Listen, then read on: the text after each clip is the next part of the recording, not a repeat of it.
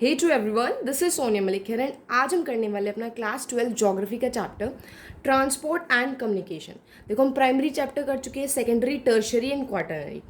अब हमने क्या स्टडी किया था कि प्राइमरी एक्टिविटीज़ में क्या होता है कि फार्मर्स जो भी हमारा एग्रीकल्चरल प्रोडक्ट है, सेकेंडरी एक्टिविटीज़ के अंदर हमारी इंडस्ट्रीज मैन्युफैक्चर करती है, एंड टर्शियरी एंड क्वार्टरनरी में क्या हुआ था कि उनके बीच में लिंक शेयर करती है कि यानी कि जो भी हमारे फार्मर ने बनाया है वो इंडस्ट्रीज़ को देना, इंडस्ट्रीज ने जो बनाया है वो कंज्यूमर्स को देना।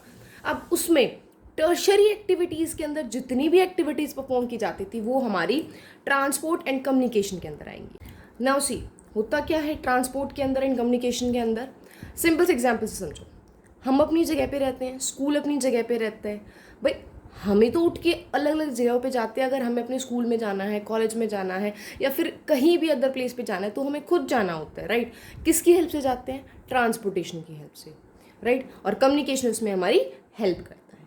अब देखो, ट्रांसपोर्ट क्या कहता है कि जब हम गुड्स और पैसेंजर्स को, सेम चीज़ आपको समझ में आता है, वेल एंड गुड, लेकिन उसको लिखना आना चाहिए, that is very important here, ठीक है। तो इसीलिए मैंने इसको ऐसे नोट्स की फॉर्म में लिखा है ताकि आप लोग इस चीज़ को पढ़ो साथ साथ, तो साथ साथ आपको लर्न होना चाहिए वो, ठीक है। तो यहाँ पे क्या कह रहा है कि carriage of goods and passenger, जब हम गुड्स मीन्स जो भी हमारा सामान और पैसेंजर्स को जब हम एक जगह से दूसरी जगह लेकर जाते हैं, किस किस की हेल्प से? ह्यूमंस खुद जाते थे, एनिमल्स, एंड आज के टाइम पे व्हीकल्स।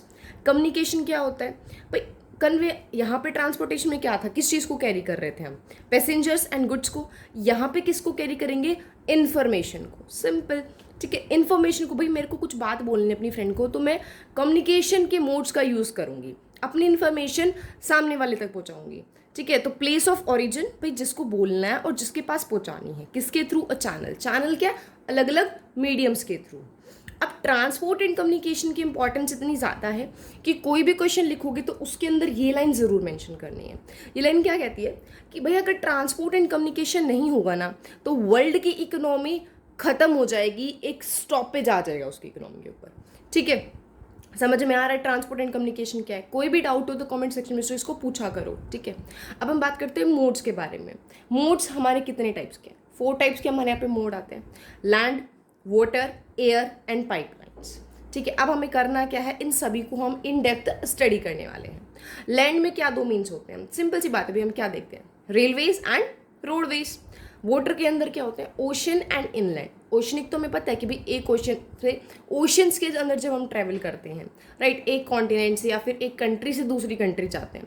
बट इनलैंड क्या होता है कि जब एक ही कंट्री के अंदर हम रिवर या कोई कैनाल के थ्रू ट्रांसपोर्टेशन कर रहे हैं तो वो होता है इनलैंड, कि अपनी ही लैंड के अंदर जब हम ट्रांसपोर्टेशन कर रहे हैं।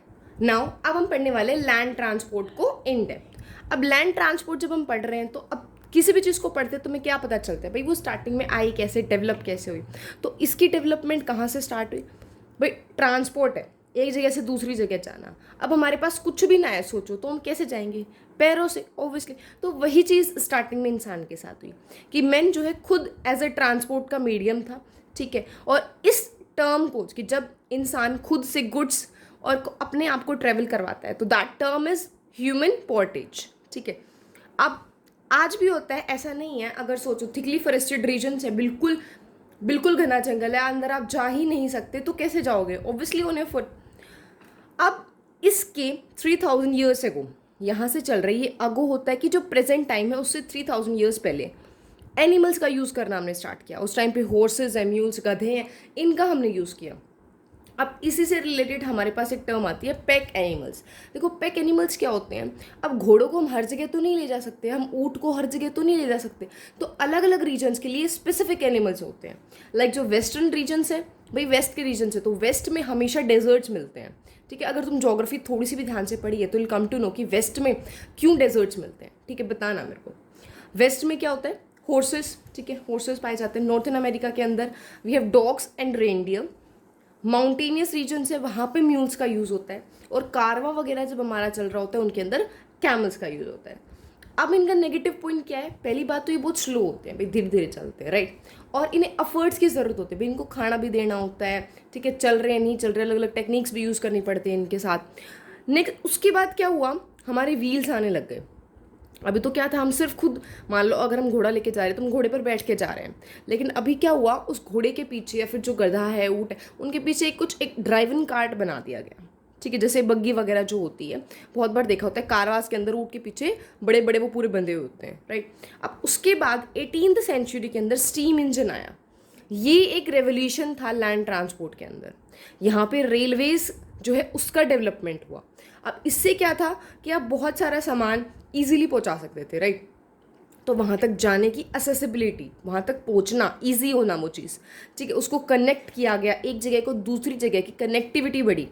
कमर्शियल माइनिंग भाई, अब देखो माइनिंग तो हो रही है, लेकिन जब आप उसको पहुँचा नहीं पा रहे हो तो आप माइनिंग करोगे क्यों, राइट। हम भी सोचते हैं अगर एग्जाम नहीं हो रहे तो पढ़ना ही क्यों है, बहुत बार स्टूडेंट्स के मन में आता है। तो सिमिलर वे कमर्शियल माइनिंग और एग्रीकल्चर, इन सब को इससे फ़ायदा हुआ। अब स्टीम इंजन तो ठीक है, लेकिन रेलवेज तक तो भी जाना पड़ेगा ना भाई, रेलवे स्टेशन तक तो जाना ही पड़ेगा। तो उसके लिए हमारे पास आए इंटरनल कंबशन इंजन।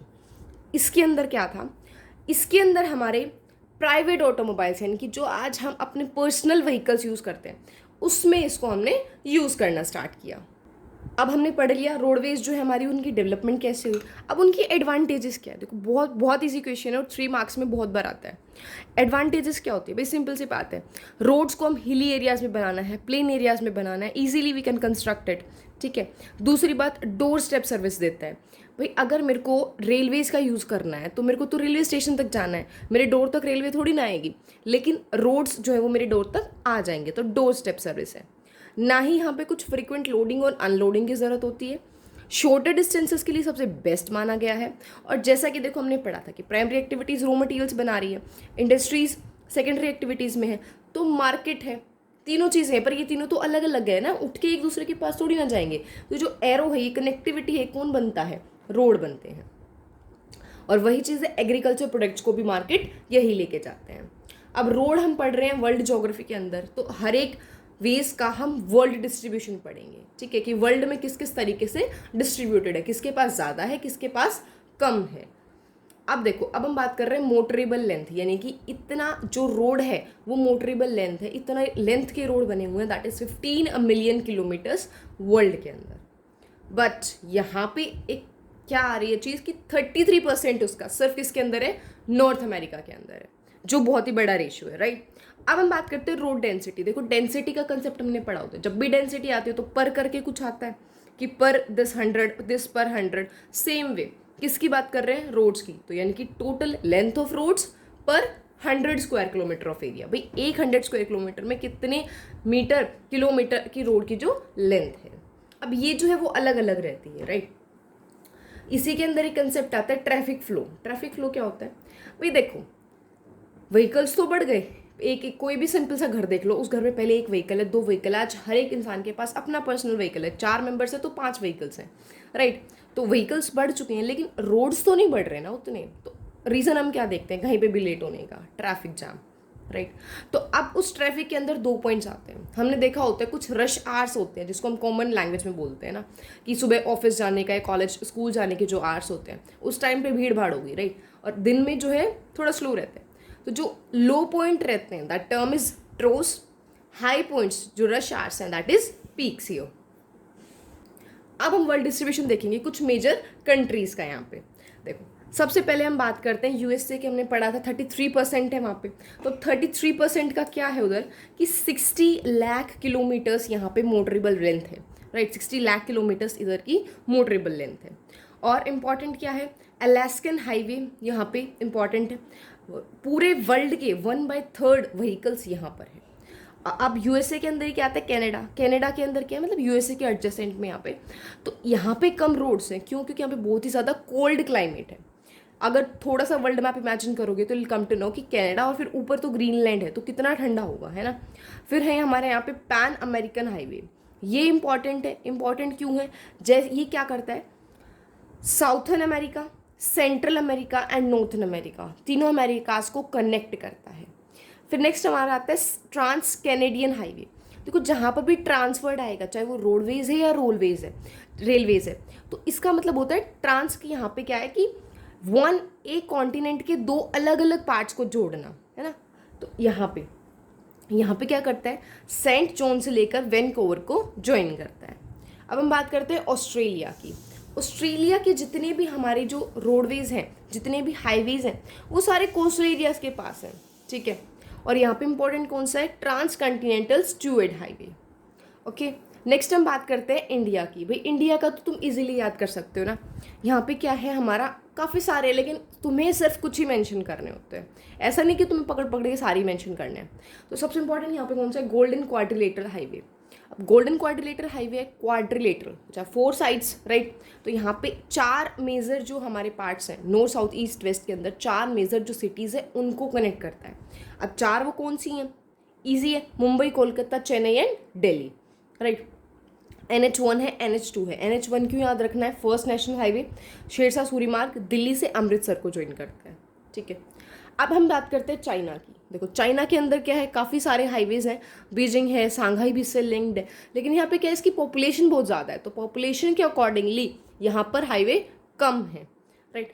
अफ्रीका जो है, अफ्रीका वो है अंडर डेवलप्ड नेशन है, तो यहाँ पे सिर्फ टूरिज्म कोस्टल एरियाज़ के लिए ही बनाए गए हैं, बाकी इतने हाईवेज एज सच कुछ नहीं है।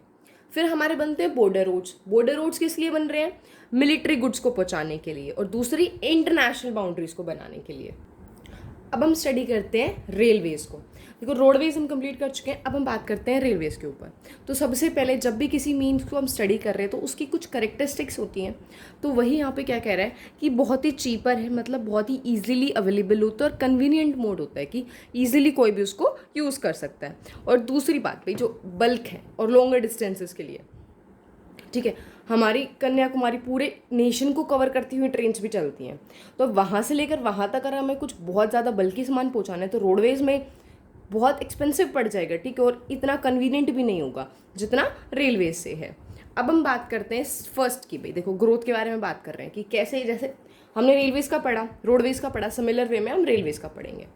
अब हुआ क्या, इंडस्ट्रीज़ की ग्रोथ होती गई, तो साथ साथ ट्रांसपोर्टेशन की भी ग्रोथ होती गई, और इसी के साथ साथ हमारा स्टीम इंजन आया, और स्टीम इंजन के आने के बाद रेलवेज़ की ग्रोथ हुई। और जो फर्स्ट ट्रेन है, देखो ये वर्ल्ड की बात हो रही है, इंडिया की नहीं, कहाँ से कहाँ तक चली थी, स्टॉकटन से लेकर डार्लिंगटन तक यहाँ पे, ठीक है, इंग्लैंड के अंदर है, 1825 में। अब इंडिया में कब चली थी बताना, ठीक है। अब हम बात करते हैं इसकी गॉजेस के बारे में। गॉजेस क्या होता है कि जो रेलवे ट्रैक्स हैं उनकी विड्थ कितनी है, वो चौड़े कितने हैं, ठीक है। रेलवे ट्रैक्स हर किसी ने देखे होंगे, तो उनकी विड्थ कितनी है उसके अकॉर्डिंगली हम उसको कैटेगराइज करते हैं। तो सबसे पहले हम बात करते हैं ब्रॉड। ब्रॉड में क्या होता है, चौड़े वाली होती है, सबसे बेस्ट यहाँ पे माने जाते हैं कि 1.5 मीटर से ज़्यादा। स्टैंडर्ड होती है हमारी 1.4 मीटर की, और मीटर से नाम क्लियर हो रहा है जिसकी 1 मीटर होगी, एंड स्मॉलर जो 1 मीटर से कम होगी। अब रेलवेज के अंदर एक नया कंसेप्ट आया है, कम्यूटर ट्रेन्स। कम्यूटर ट्रेन्स के अंदर क्या होता है कि छोटे डिस्टेंस के लिए यहाँ पे क्या होता है कि अगर आप एक अर्बन सेंटर से दूसरे सेंटर में जा रहे हैं, लाइक यूके, यूएसए, जापान और इंडिया के अंदर चलते हैं। अब इसके एग्जाम्पल क्या है, इंडिया के अंदर मेट्रो रेल्स। ऐसा तो नहीं होता आप भर भर के सामान लेके जा रहे हो रेलवेज मेट्रोस के अंदर, सिर्फ किस लिए होती है, पैसेंजर्स के लिए होती है, कम्यूटर ट्रेन्स होती हैं। अब हम बात करते हैं वर्ल्ड रेलवे पैटर्न्स के बारे में।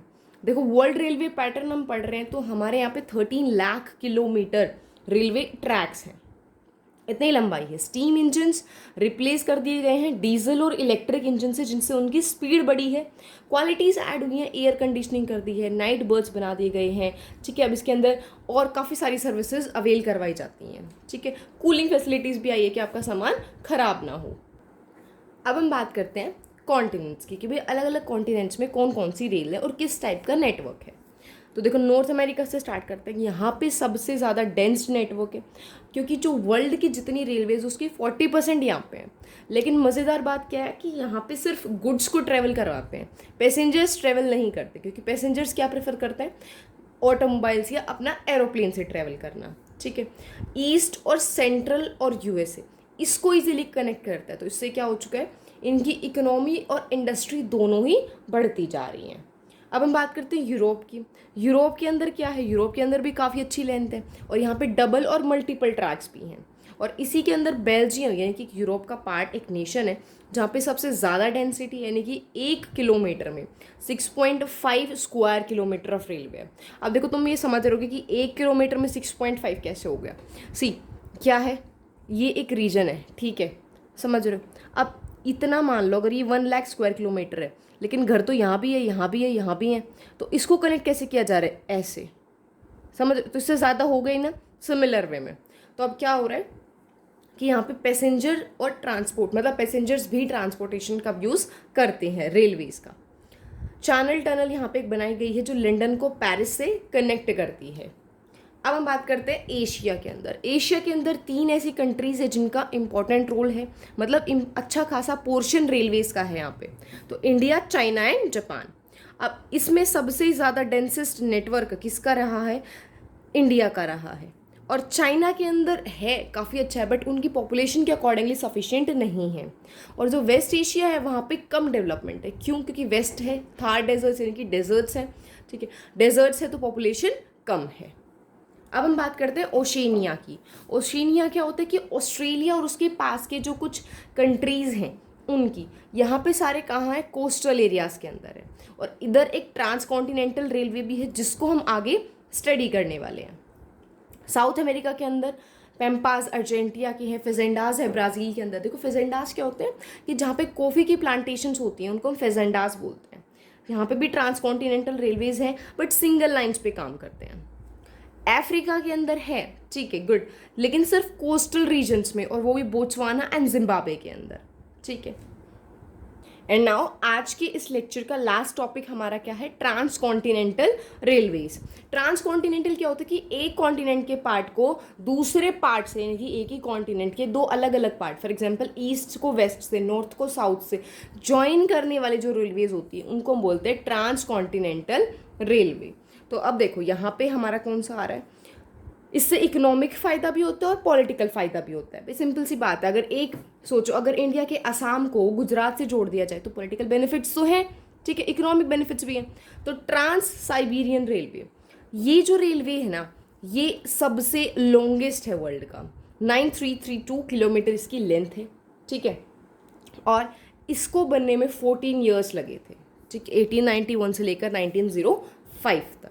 देखो ये जो नोट्स है तुम्हें इसकी पीडीएफ मिल जाएगी इसी के डिस्क्रिप्शन बॉक्स के अंदर, तो उसको वहाँ से जाके स्टडी करना, खुद नोट्स बनाने में टाइम वेस्ट मत करना, ठीक है। This is your class 12 year, ठीक है, तो बुक से पढ़ो फिर इसको नोट से कवर करो, इजीली हो जाएगा।